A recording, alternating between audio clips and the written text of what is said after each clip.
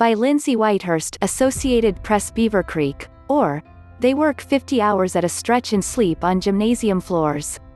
Exploding trees shower them with embers.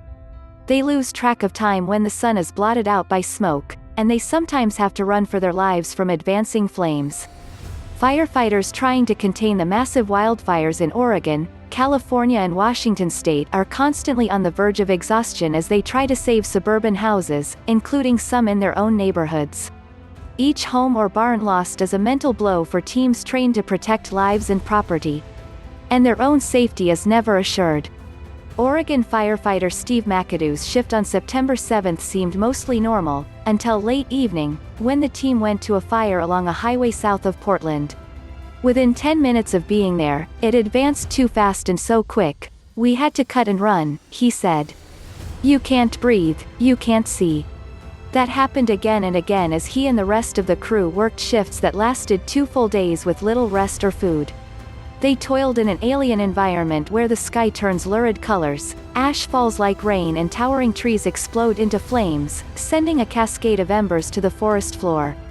The sky was just orange or black, and so we weren't sure if it was morning or night, he said. My crew and I said that to each other many times, what is going on? When is this going to end? As he worked, McAdoo worried about his wife and daughter, who had to evacuate the family's home. Often all he could do was send painfully short text messages. Unless they were running from fire, all I could say was, I'm busy, he said.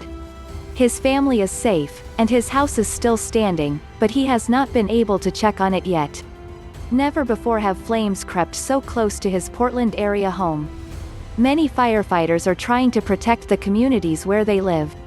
In California, Jesse Barnes had spent a full day working on another fire when he was called to a fast-moving blaze near his home county, close to Berry Creek, on the night of September 9. An evacuation warning went out hours before, but some homes do not have cell phone service, and a few homes have no phones at all, he said. Some residents were reluctant to leave at first.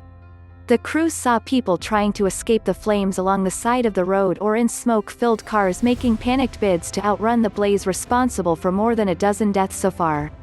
Some had burns. Everyone was covered in ash.